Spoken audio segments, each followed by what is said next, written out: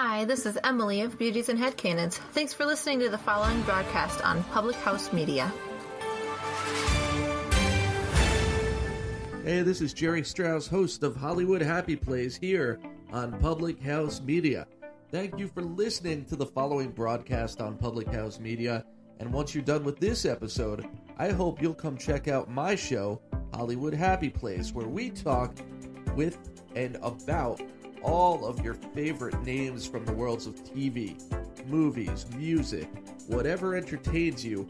We are getting up close and personal with those people right here on HHP. A new show comes out every 2 weeks, so don't forget to subscribe on iTunes so you never miss an episode of Hollywood Happy Place.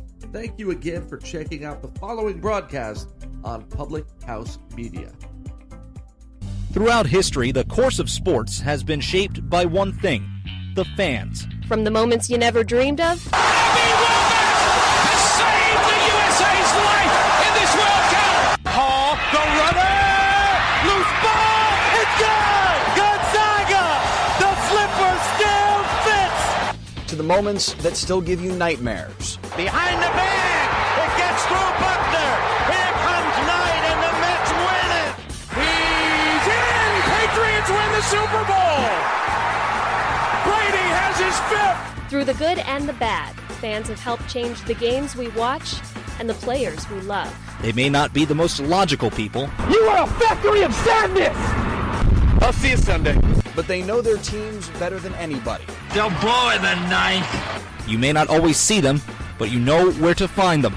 After all, there's nothing quite like the view from the cheap seats. Broadcasting is part of the Public House Media Network. Grab a chair and enjoy all there is in The cheap seats.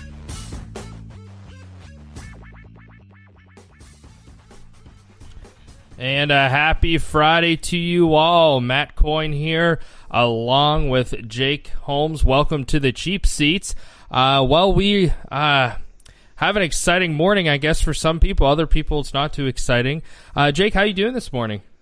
I'm doing great. How are you, Matt? I'm doing great. It was a late night for me. It was past my bedtime, watching the Washington Capitals take home their first Stanley Cup championship. So we're going to obviously be talking about that this morning. We're probably going to just be staying with the NHL pretty much all morning. But before we get into that, just want to remind you all that we are presented by Public House Media. You can listen to us on iTunes, Google Podcasts, Spreaker, pretty much anywhere you can get your podcast, and you can visit us at thephmedia.com. Make sure to like us on our Facebook page to get our daily poll question that comes out on our Mondays, Wednesdays, and Fridays. Mondays with Christian and Jonathan, Wednesdays with Keith and Max, and then Fridays with Jake and myself. So, Jake, we're just going to do a couple headlines here, and then we're just going to get right into the Stanley Cup finals. Like I said, of course, last night the champion was crowned a lot quicker than I thought was going to happen, and we're going to talk about going into next year, and then have a little fun segment at the end. You know, on Fridays we always like to do different stuff because we're idiots on Friday, so that's what we like to do. So, Jake, first things first, we're going to just start with some NFL. Patriots wide receiver Julian Edelman is up for a 4-game suspension. Jake, are you ready for this? He's going to appeal that. Are you shocked with that?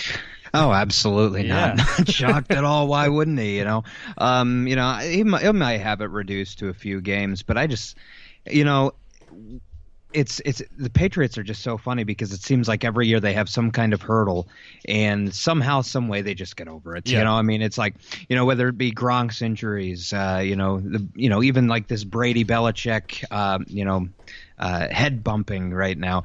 I mean, no matter what it is, they're gonna get through it. The only thing is now Danny Amendola is, of course, in Miami. They don't have that go-to slot guy that Brady loves. Look for maybe a few other players to step up over those first 4 games. Also, something interesting is do they go out and get like a Eric Decker or a veteran for the first 4 games? Yeah, and I mean, there's also, they still have Chris Hogan, who stepped up last year in the playoffs for him, and You got a couple others. I mean, they have, obviously hasn't been doing much, but they still got Kenny Britt sitting there and a couple other wide receivers.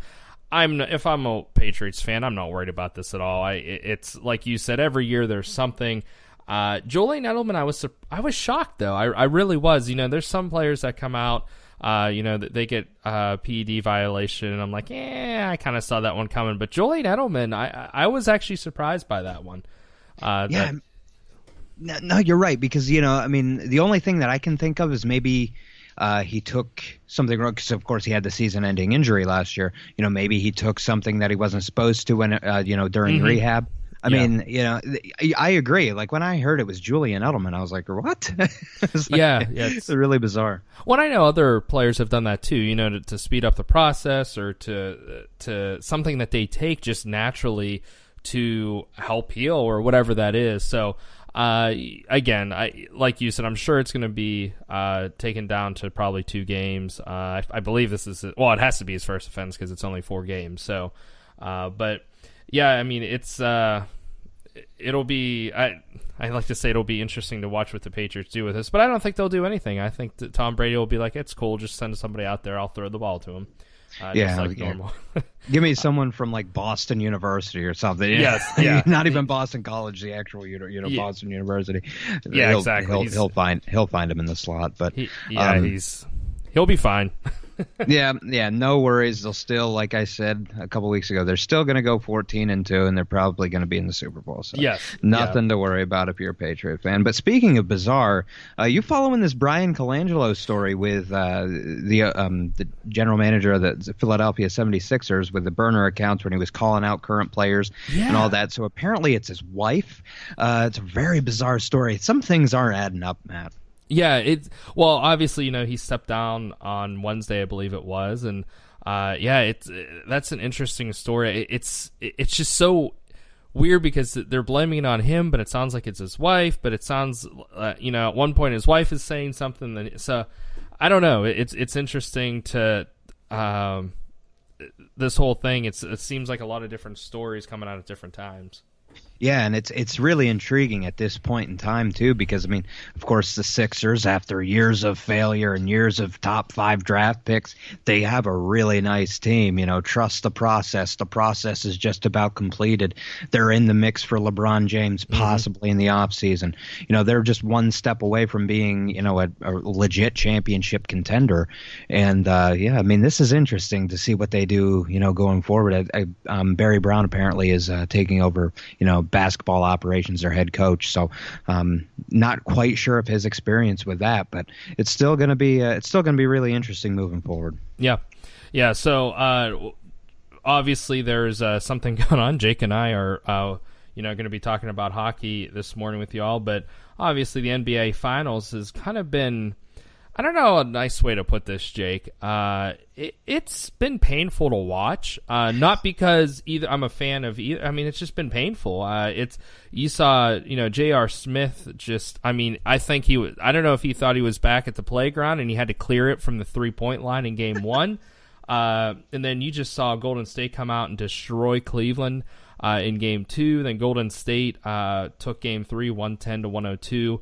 And Stephon Curry was just absolutely on. I mean, he broke the record for the most threes, I think, in that game. Yes, he did. And tonight is Game 4 in Cleveland. Jake, do you give Cleveland a chance? Not a chance. I mean, you know what? I think Golden State's going to win tonight. I think it's over. We're going to have 2 champions within 24-hour time period. But the thing is they still have LeBron, and do you think LeBron's really going to get I just have a hard time thinking LeBron is going to get swept, not just out of the 2018, season, but, out of Cleveland. I mean, I think he's as good as gone as far as, in Cleveland. I think, Lakers would be a nice fit for him, possibly the Sixers, Who knows? Who knows what he's going to do in the offseason, but it might not be with Cleveland because of just the management and the ownership and all that. It's just a mess there. Literally, Cleveland's there because of LeBron. Does he get completely swept out of Cleveland? I don't know. I mean, it might take a little bit more. Yeah. So we'll see what happens tonight. Again, Game 4. It's been a disappointing series just from a fan. You know, I've been sitting down. I'll be honest, I didn't even watch Game 3. Game 1 and 2 just didn't really get me excited about it. So we'll see what happens. But please make sure you stay with us. We have a surprise for you coming back into the next segment when we start our finals talk. With the Caps taking the Cup last night in Vegas 4-3. Make sure you stay with us. Jake and myself here in the Cheap Seats.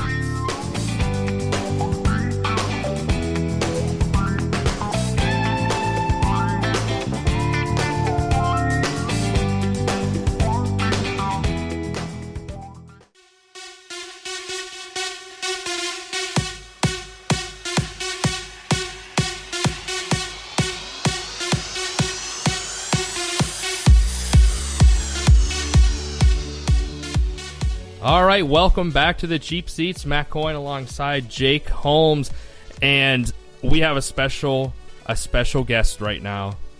Jake and I are very excited. As you all know, our Wednesday host, Max, is an avid, huge Capitals fan, and this morning, it was a late night for him, but Max decided to join us early this morning on this special occasion. Max, first, welcome to the show. Thanks for joining us. And did you get all your crying out last night? Did you get all of your excitement? I hope there was no couch burning or anything in the area. No, not in my neighborhood, no. My brother and my father were both down in D.C. I had to work a baseball game in Virginia, and I was so upset because, my game went 9 innings, 3 hours, 17 runs, walks galore. It was one of the longest baseball games of 9 innings I've ever called. And we got into the car just as the third period started. Wow. I have never been happier for a lengthy on-ice performance by the Vegas Golden Knights pregame crew. I've never been happier. Well, Max, obviously, first of all, seriously, congratulations from Jake and myself. I know Jake and I were talking. We said this is going to be hard for having two Pens fans with a Capitals fan. But over the years, with the let's be honest, with the so-called hatred, I have grown to respect the Capitals. Jake, you have said many times how much you respect Ovechkin and the goal scorer he is. So, it's exciting to see this for you. But tell us a little bit, just your thoughts from the series, kind of what you took away from. I know you didn't get to see this whole game, but just your thoughts from this year and, just what's on your mind. Share with us in this raw time. Okay, there's a lot going on right now. All right. Well, walking into let's just go back to the summer for a second. This summer, I think, was a turning point in the realization of this Washington Capitals franchise. A lot went up in smoke with the ending of last season's President's Trophy team in Game 7 at home. Mm-hmm. And a lot of hard veterans went out the door. We hated to see Carl Alzner go. He had definitely not been the defender he had been in previous years, but we hated to see a guy like that go. He was a fantastic man for the area. Yeah. I mean, Shattenkirk was pretty much a rental, kind of knew that was coming. Schmidt going in the expansion draft, it was him or Grubauer. We lose a bunch of dudes in the summer. Coming into training camp, Ovechkin, I think, says the mantra of the team, we're not going to be suck this year. and we were very much not suck this year. Yeah. It's been, this is the first time in I don't know how long that they haven't won the President's Trophy, but obviously that was something that was off their back this postseason, and I'm sure you were scared going into the Pittsburgh series and then going into Tampa Bay, and I'll be honest with you, Max. Jake and I really thought that the Knights were going to give the Capitals a fight. I mean, I thought this was going to go 7. Are you surprised, biased aside, are you surprised that the Capitals did this in 5? I'm surprised they made it past Columbus.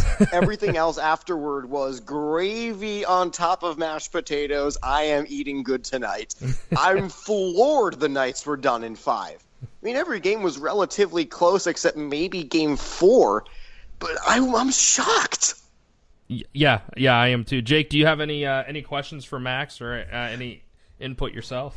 Well, yeah, Max. Congratulations, by the way, that coming from me. But yeah, what I want to know is, to your point, you mentioned a lot of change during the offseason, losing Nate Schmidt, Carl Alzner, of course, Kevin Shattenkirk. Of course, he was a rental. And I mean this as a compliment. This is the least talented Capitals team for the last several years.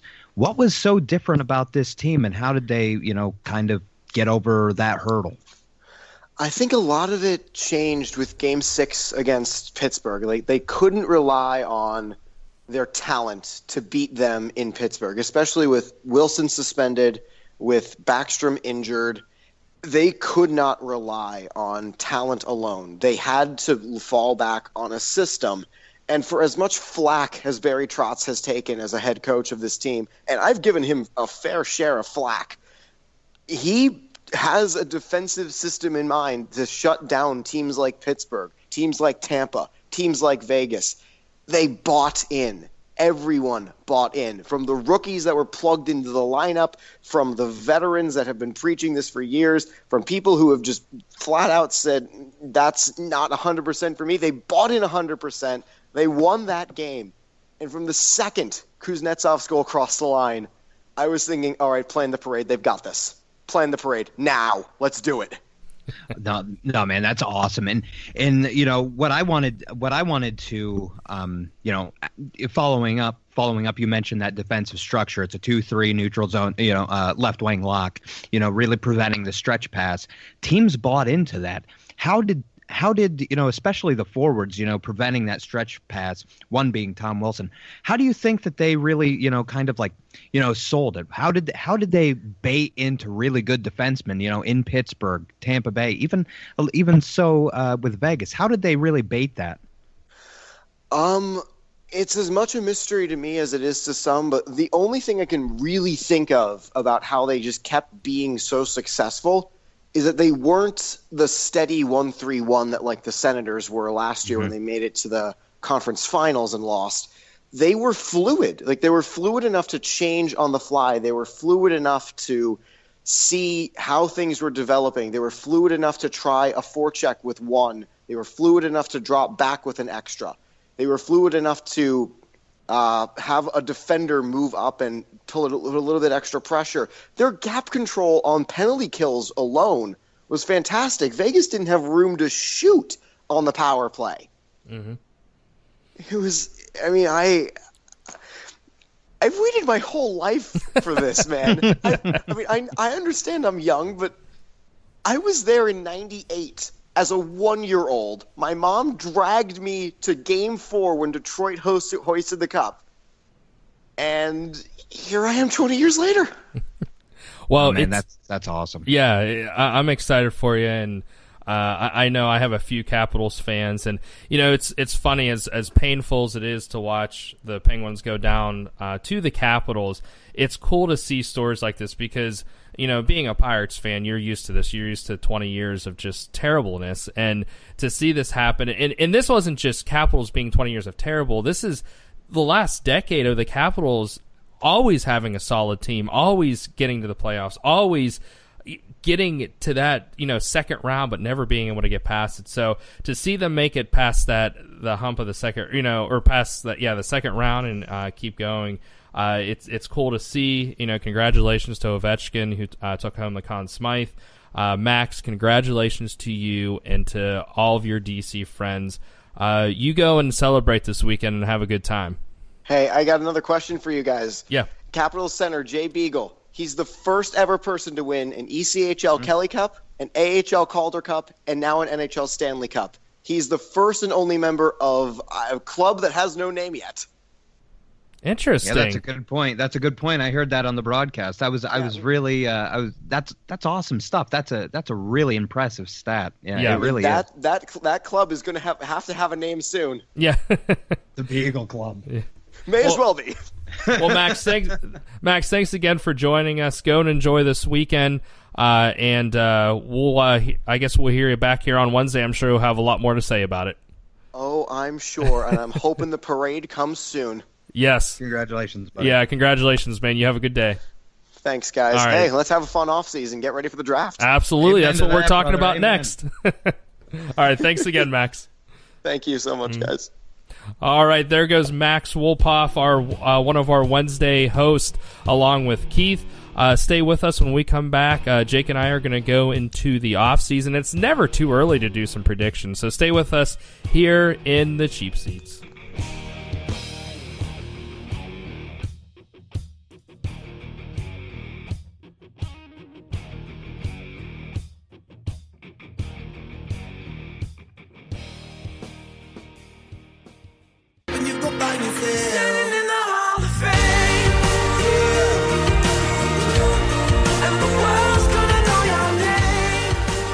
All right, welcome back to the Cheap Seats. Max Boyne alongside Jake Holmes. A special thank you to Max for joining us on this last segment. Jake, that was a lot of fun. I thought I was gonna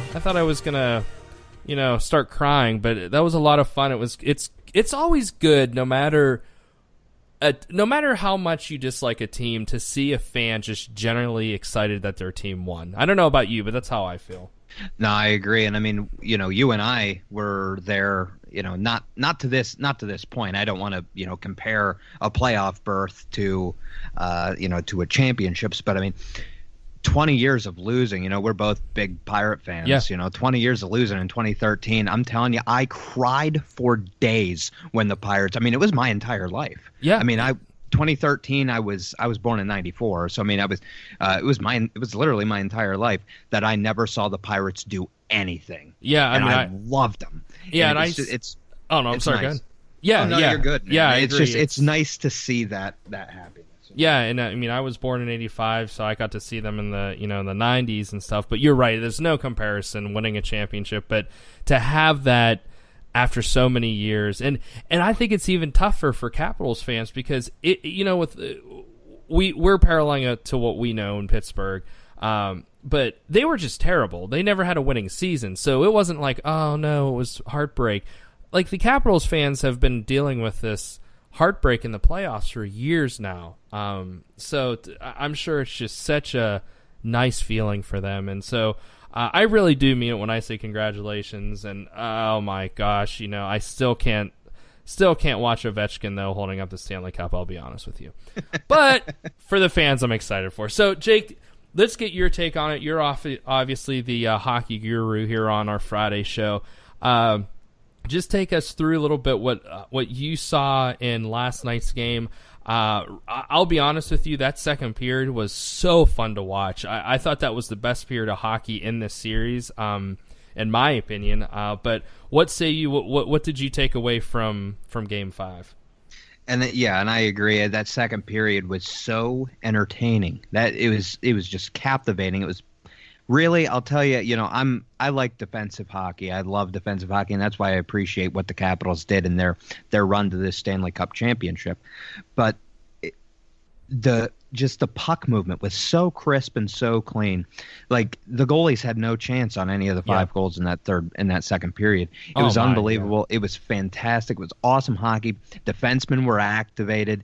The defensemen pinched perfectly. It wasn't anything like 3 and 4 where Shea Theodore was coming up for absolutely no reason for the Vegas Golden Knights. That was just a perfectly played offensive game, or period, I should say. It was awesome. If you like scoring and if you love hockey, like the offensive game of hockey, you were in your glory because it was executed perfectly. Yeah. I some of those goals, that one goal I forget what goal it was, but the tuck passed over to I forget who ended up shooting that. Riley Smith. Yes, Riley with 30 Smith. seconds left in the period. I mean, that goal, I just couldn't believe. I was like, that was. Riley Smith just could not have missed that goal. I mean, what an impressive, just like you said, the puck movement. I mean, that goal against Fleury. Wow, I can't talk right now. Against Fleury, again, forget who scored, but he stretched across to try to score or try to block that. He had no chance on it in the second period, and I don't know why I can't think of names today. But anyways, You know what I'm talking about. But Alex Ovechkin's on the power play. Yeah, yes. That was their first. That was, that made them 1 for 3 on the power play in that second period. I mean, it was a perfect cross ice pass. And even in the third period, at the beginning or midway through the third period, the Devontae Smith-Pelly goal, who that boy is going to get paid in the offseason. Yes. The Devontae Smith-Pelly goal. Brooks Orpik was fantastic. He kept the puck in at the blue line, and it was on edge. It was on edge. It wasn't an easy play. I was like, oh, that's coming back. That's offsides. It wasn't. It wasn't even close. Yep. It was halfway through, and it was just perfectly played. It was just perfectly played by Orpik. I can't believe I'm saying that, but perfectly played by Orpik. And Devontae Smith-Pelly was there, wide open on the doorstep. It was such a good offensive game, and it was a good closing chapter to this NHL season. Which really, I didn't think that the quality of play during the first 4 games was all that great, but this game 5 was such a fantastic game. It was entertaining and it was well played. Yeah, I agree. The thing, I don't know what you say about this, Jake, but a player that I was really, really disappointed with in this series, I don't know who you were thinking of, but Marc-Andre Fleury I was really disappointed with. I think obviously Vegas needed him. I always feel bad bringing up Pittsburgh stuff, but we know him from Pittsburgh, and this is kind of what he did in the playoffs. He would have these series where he would just be unstoppable, and then he would do this. And like you said, the goals tonight, you can't blame him for, a few of these goals that were given up tonight, but I was really surprised that he's just going to come out this series to play. You said last week that he was due for a big game. He looked like he was going to, maybe have that in game 3, and that didn't happen. Game 4, obviously, that didn't happen. But, Jake, do you think it was more the Capitals just coming out saying, we're going to take this cup, I don't care who you bring, or do you think it was Fleury I hate to say choking, but, just not living up to what he's been doing all season? Well, I'm not necessarily. I've been accused by, my readers, other Penguin fans, that I'm a Marc-Andre Fleury apologist. I mean, I won't say anything bad about him. I just won't, and I won't say anything bad about his game in this series. I didn't think he was bad. I mean, he wasn't as good. Him against Winnipeg, that was the best goaltending I've ever seen. Absolutely, yeah. It was the best goaltending I've ever seen. No way was Winnipeg winning that series, and Winnipeg was a really good hockey team. Yeah. And I give all the credit to the Washington Capitals. I really do. I think, their defensive structure in the neutral zone was unbelievable. It's how they beat Pittsburgh. It's how they beat Tampa Bay. And those are 2 fast teams, and that's how they did it. The Washington Capitals, I'll also tell you this, as like kind of a preface to our next segment, the Washington Capitals just changed the landscape of the NHL. They really did with how they won the Stanley Cup. With that neutral zone structure, you're going to see a lot more defensemen that are going to have to lug the puck, and teams are going to be going after that. But Marc-Andre Fleury, I thought that he was fine. He wasn't. It was his worst series of the playoffs, obviously. I mean, he didn't play great, but I mean, if we're talking about players that really disappointed us, I looked at Shea Theodore. I thought Shea Theodore was such an important piece for the Vegas Golden Knights during this regular season, and really in the playoffs. He's a second pairing defenseman. He's on there with Derek Engelland. He's on a pairing with Derek Engelland, and that line, if you talked about that line, if that was a pairing last year, oh my gosh, they would have been a minus 60. But they worked well together. Shea Theodore, of course, he was their expansion pick from Anaheim, had a complete renovation of his career. He was fantastic during the regular season. He was so incredibly bad in Game 3. I've never seen a defenseman play that bad in the Stanley Cup final. He was so incredibly bad. He was off on his pinches. He couldn't corral the puck to save his life, and he was. And you could tell because he ended up, he was carrying the puck like it was a grenade. He played so incredibly bad in Game 3. It translated into Game 4. Game 5, he was a little better, but still, Shea Theodore, man, that was bad. But you know what? Looking forward to next year, I think he's going to be fine. He's a good young player. It just wasn't his series. Yeah, I agree. And in those, you go back and look at the 20 goals that were given up in the 5 games. I agree with you. I think that Fleury, there was a lot. I think he was hung out to dry a few times. I think the Capitals just, I mean, this is probably the best series I've seen in a long time from a team. They were very dominant, other than in game 1 and game 2. And now tonight, you know what I'm trying to say about this, Jake. Obviously, it's not like Vegas laid down, but the Capitals, they came ready. They came ready, and they were just playing really good hockey this whole entire series. So, any other things you take from the series? You think Ovechkin? You think he deserved the Conn Smythe? Not at all. I don't. Like I say every week, I love Alexander Ovechkin. I love everything about him. I love how he only has, missing his teeth in the front. I mean, he's an old-time hockey player. I love Alex Ovechkin. He didn't deserve the Conn Smythe. That should have went to Evgeny Kuznetsov, who led the league, who led all the playoffs in scoring. He had the big game winner in overtime against Pittsburgh. Mm-hmm. He had big goals against the Pittsburgh Penguins, which ended up being a really big series because I felt the Penguins really could have won that series easy. I think that they were 3 bounces away from winning that series in 5 games. Yeah. But Kuznetsov, he showed up in the Pittsburgh series. He was great against Tampa Bay, and he was fantastic. He had a 4-point game in Game 4. I mean, he had 4 assists in Game 4. He was awesome. I think it should have went to Kuznetsov, but that's just me. And another thing we talked about last week was the Holtby save. The Holtby save, I was like, you know what? The timing was great. I kind of brushed it off. That was huge. That was huge because that ended up being huge. I was completely wrong about it. I didn't think that would mean anything. I was completely wrong about it. That won Game 2 for them. They were able to have a better matchup in Game 3 and 4 with them having home ice, them having the last change. They were able to put the Backstrom line up against the Karlsson line. Mm-hmm. That save was huge. You go to back to DC up 2-0 if you're Vegas. This series is going to 6. Yeah, and I think I remember you saying, we both kind of agreed it wasn't like this spectacular huge save, but it was the timing that was huge. It saved the game for him. Now you look at it, like you said, it's even bigger than we thought with them taking this in 5, and it was something that you come into this. We came into this series. I really thought it was going to be a low scoring series. I'll be honest with you. I know, I'm just a person who watches. I know enough about the sport, but I really thought with Fleury, Holtby, the way they were playing, I really thought these were going to be low-scoring games, and it was all but that. When you have 10 goals, 5 goals, 4 goals, 8 goals, and 7 goals in each game, that was a lot more scoring than I thought there would be. And like you said, hats off to the Capitals, the way they were playing, the way that they.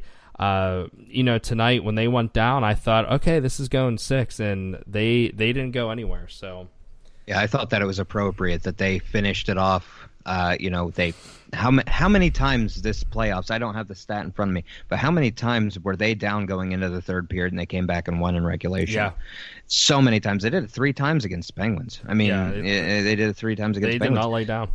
Yeah, it was very appropriate, and again, I can't congratulate that team enough. It was a very impressive run and well deserved. Yeah. All right, well, stay with us here. I have some questions for Jake when we come back because I like picking his brain when it comes to hockey. Maybe one day when we talk about rugby, he can pick my brain, but we're never going to do that, so it doesn't matter. So stay with us here in the cheap seats. Again, my name is Matt Coyne, along with Jake.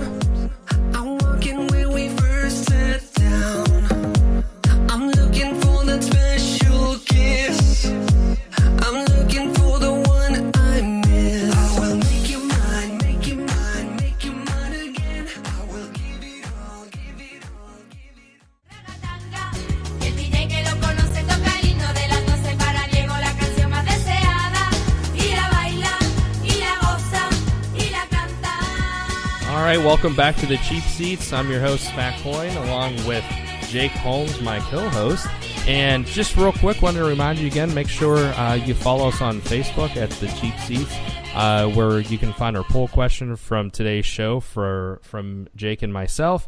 And then you can also get the poll questions on Mondays and Wednesdays, presented by Public House Media. Don't forget, you could also go on thephmedia.com to get your swag for the Cheap Seats and any other show that you listen to. You can find us along with the other Public House Media broadcast on iTunes, Spreaker, Google Play, pretty much, again, anywhere you can get your podcast. So, Jake, I have some questions for you.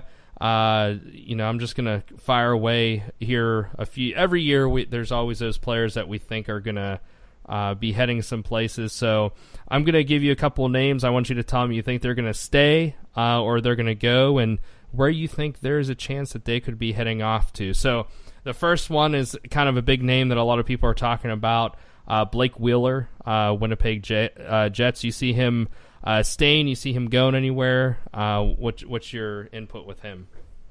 I think Winnipeg needs to do everything that they can to keep their captain. I like Blake Wheeler. I think that he's a perfect fit in Winnipeg. He's a big body, but he's a good goal scorer. I think that Winnipeg's going to keep him around. I think that he's going to re-sign. He's going to get more money. But the thing that should worry Winnipeg fans, if they could possibly lose their captain, is Patrick Laine.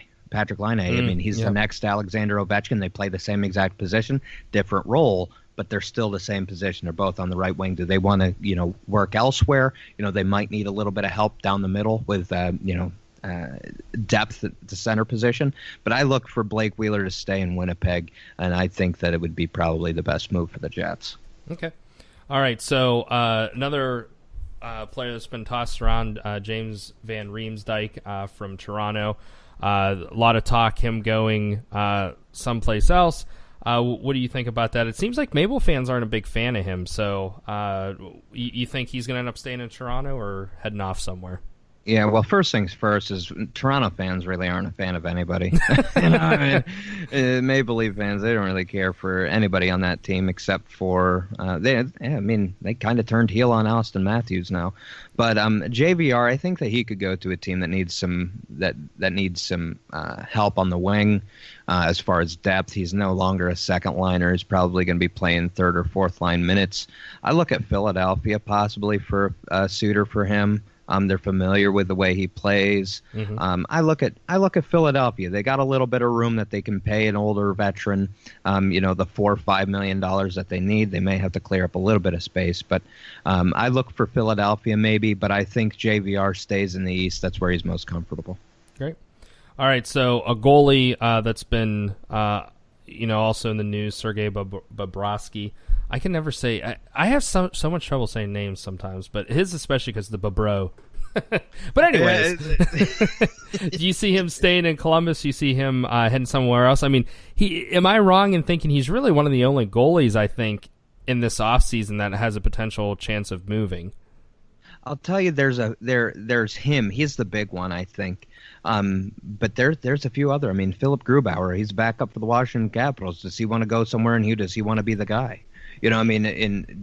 They have a nice trade piece there because, let's face it, Washington's not going to be able to afford to keep John Carlson, Devontae Smith. They're not going to be able to afford a lot of that guys. So do they trade Philip Grubauer and bring in another asset? That's going to be interesting. But Sergei Bobrovsky, sorry, it's tough, man. It's tough. But I mean, he's an interesting player because he is really good during the regular season and he's a consistent playoff failure. And it's like I like Bobrovsky. I think that he gets a little bit of a raw deal. I mean, really, his playoff experience is against the Penguins, and it's normally years the Penguins win the Stanley Cup. So I look for him to stay in Columbus, and I think that. I think the Blue Jackets will keep him around, but he is one maybe look out for. Mm-hmm. So next, another Columbus Blue Jacket. This is just me being silly, but I want you to tell me what you think about this. I was talking to somebody the other day. Obviously, Phil Kessel has been rumored of being on the trading block. I don't know how much stock you take in that, but I look at there's a lot of available players coming from Columbus. I was seeing that might be one of the teams that he could possibly go to. There was a USA Today report. I was thinking, I don't know why. I know why because he's a good player. But Thomas Vanek, I know he becomes a free agent in the offseason. Do you see him leaving Columbus, and do you see a team like Pittsburgh possibly picking him up? Well, with Vanek, he will go to a contender. That's another one like Philadelphia, I think, could use a player like that. I don't think the Penguins will, because the Penguins, even with this management, have kicked the tires on Vanek before, and they don't want him. Okay. So he also, another thing is the Penguins have made it pretty apparent this offseason, I think, with the Phil Kessel rumors, which are 100% true. I can tell you that they are 100% true, that Phil Kessel is a market, it's a marketable player. He may be on the move. That is true. For his perceived attitude, and Thomas Vanek is very similar in that. So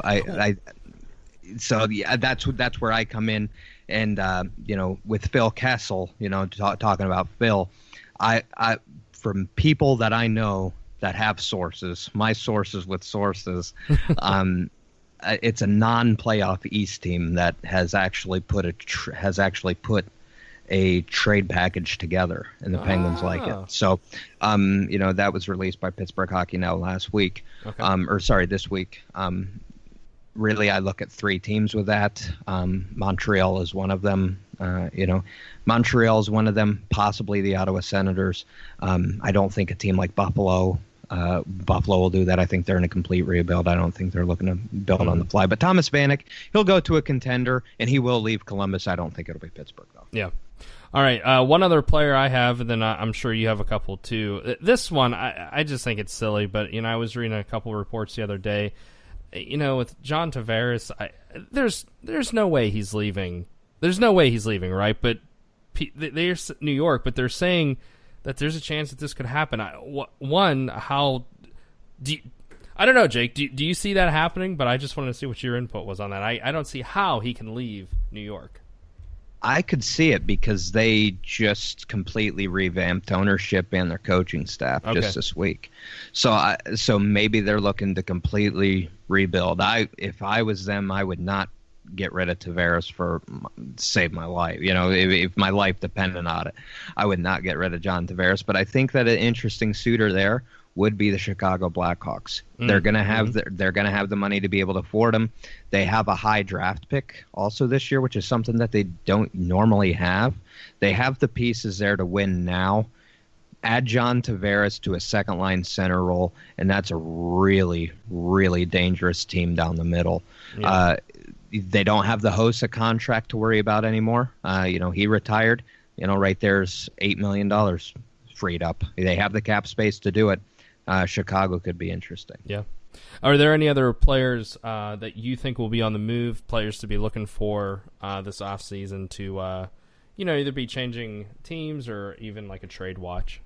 I think that the best defenseman in the NHL has played his last day as a game as an Ottawa Senator. I think Erik Karlsson will be on the move. And actually, two reports that I've heard is the San Jose Sharks. Could you imagine him and Brent Burns? Oh wow. My gosh, yeah. just end it. Just end it. They could. That would be a team that would, I think, would win the Stanley Cup. Yeah. If you add Erik Karlsson to that, you already have Marc-Edouard Vlasic. That defensive core would be absolutely nuts, and they're already not very far away. But another team that I've heard, the Washington Capitals. The Washington Capitals, if they can't keep John Carlson, why not bring in Erik? And all due respect to John Carlson, he's not Erik. Yeah. Erik Karlsson is the best defenseman in the NHL, and he could be going to the Stanley Cup champions. Yeah. Well, real quick, this I'm going to ask you this, Jake. But what do you see? Well, first let's start with the Pens, because we gotta talk about the Pens because we're fans and this is the cheap seats and we're both Penguins fans, so everyone's just gonna have to put up with it. But what do you see? What is something that they got to do this offseason? Who's a player you think they can maybe bring in? Do you see any players leaving? I know obviously Chris Letang. Every fan in Pittsburgh, I feel like just hates him right now. Do you see any movement other than Phil Kessel or any players coming in? I could see the Phil Kessel. That's all true. You know what I'm about to say. That's all true. There are suitors for Phil Kessel. He is available. I think they will get rid of Phil Kessel. I think Phil Kessel will be traded. I think he'll be traded within the Eastern Conference. who they get in return, I'm honestly not sure. But one position that they need is they need help on defense. Yeah. I don't think that it's pertinent for them to get a top pairing defenseman because I think Letang and Dumoulin are fine. I think what they need is a 5 or a 6. And what really is also intriguing about this is the restricted free agents that they have to send offer sheets to. Riley Sheahan, Jamie Alexiak, who right now is the 5.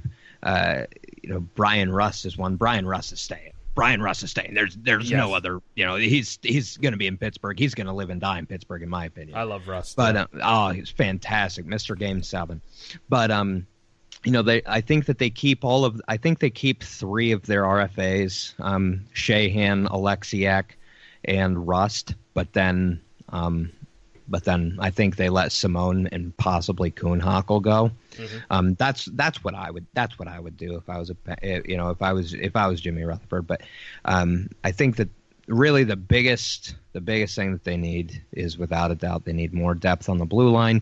Also, I think that they need to go after another winger. I like Jake Gensel a lot, and I'm a big fan of what they have right now. But I mean, if you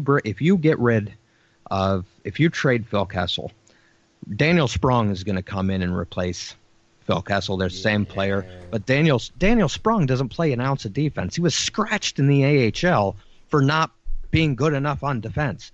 So they're going to need another winger if they get rid of Phil Kessel. And one guy that I've always said I think would be fantastic in that system is Michael Grabner. He's a free agent. He's cheap. I think the Penguins should go after Grabner. Great. Well, we will see. Obviously, the offseason coming up, and there's still a lot of excitement with the draft and free agency and, of course, the trades. So we will see what happens here. Jake, before we sign off on this segment, this is just a really loaded question. Who are your top 3 favorites for next year, going into next year? A lot can change. Actually, probably, we're almost exactly 4 months till the start of the 2018-2019 season. But one team that I think Pittsburgh will be at the top next year. It's tough to go against them, honestly. A team that I think is here to stay is the Vegas Golden Knights. You might think I'm crazy. I think that they're here to stay. The Pacific Division isn't that great, except for maybe the San Jose Sharks. And then the third team that I look at is really intriguing because I think the Winnipeg Jets are just set to tear apart the NHL. The one thing that I think is interesting about them is their goaltending situation. Do they trust in Connor Hellebuck? Do I trust in Connor Hellebuck? But that's another team that I look for, as far as the 3-hole for next year. All right. So I'm sure we'll keep talking about NHL. Jake loves it. I love talking about it as well. So stay with us here. When we come back, we could take Ovechkin out of this next conversation we're going to have. Stay with us. We'll tell you what that is when we come back.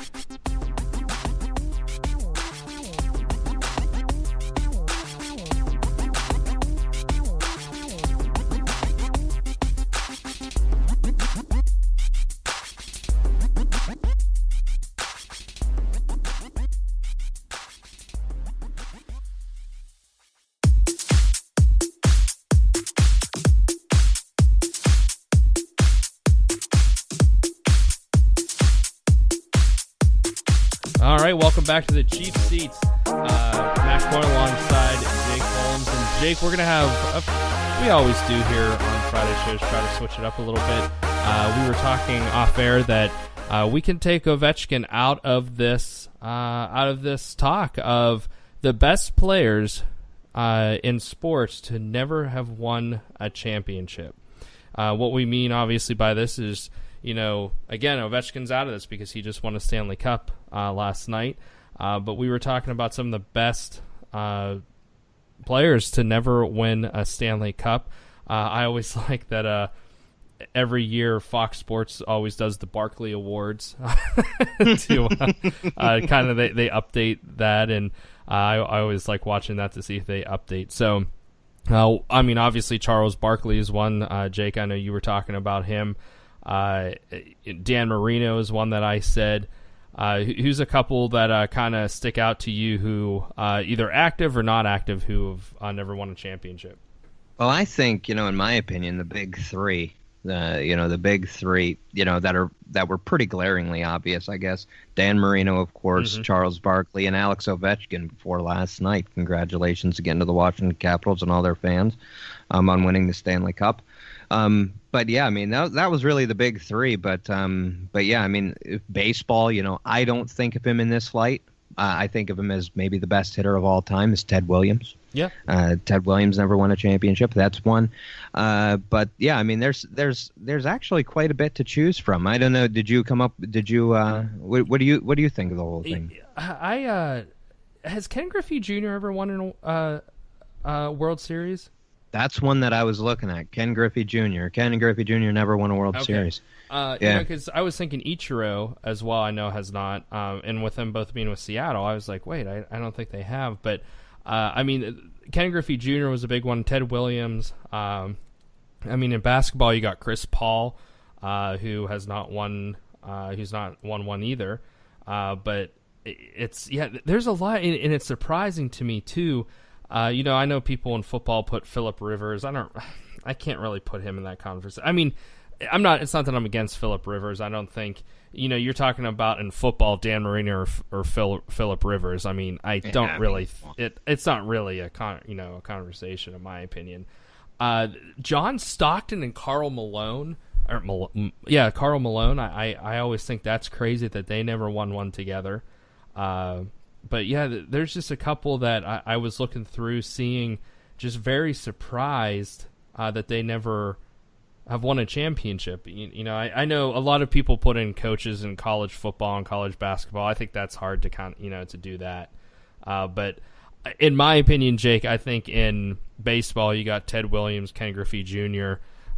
In football you got Dan Marino. I think that poor guy is just kind of by himself. Yeah. And then in basketball, obviously, you got Charles Barkley, Chris Paul, and then in hockey now, I mean, who do you think we have in hockey who best player never to win a championship?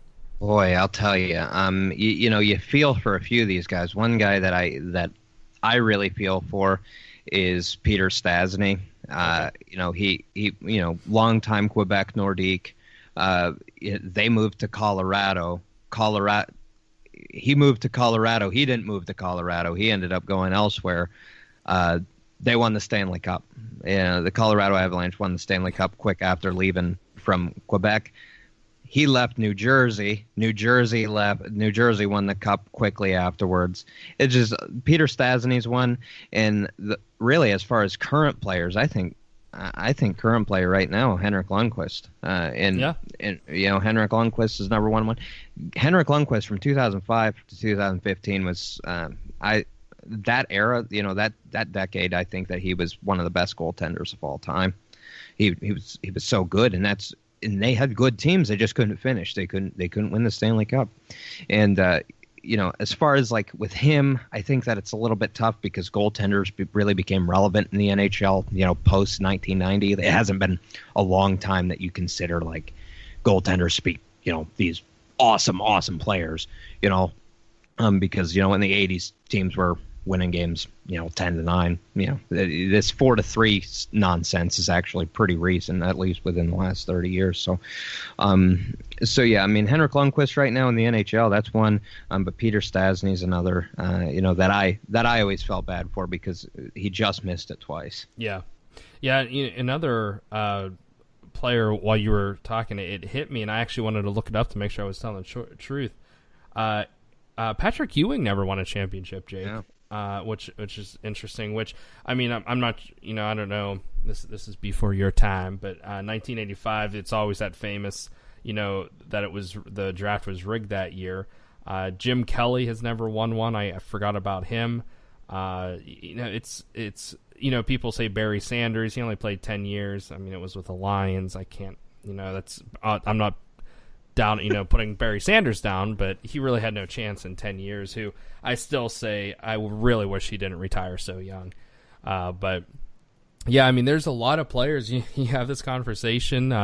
We'd love to get your input. Visit, like I said, like us on Facebook, on the Cheap Seats, and tell us what you think. I think it's an interesting conversation to be had. And like you said, now there's a new NHL person who we're waiting with, and Henrik Lundqvist. Yeah, I think that is a really good one in my opinion. Seeing, especially what was it, like 2 years ago, he just went on a tear. I mean, in goal, just standing on his head to make saves, and then ended up not even.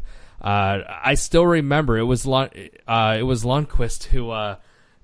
It was against the Penguins, wasn't it, Jake? When he flipped the net down. Yeah, I and do that remember that. It was like the end of it. Like he did that, he lost his mind, he snapped, and then he played terrible the rest of the playoffs. Yeah, he's only beaten the Penguins once since then, I think. Yeah, he's only beaten the Penguins once, and I mean, really, the Rangers. And the thing about Lundqvist too is he's not going to win one. No. He's not going to win one unless he gets traded, and he showed, during the purge of the New York Rangers at the trade deadline last year, he has no interest in leaving New York. No. I think highly of that, but he's not going to win one, and I think that may be the guy that we go with, with the Dan Marinos and the Charles Barkleys, as the NHL is concerned. Yeah.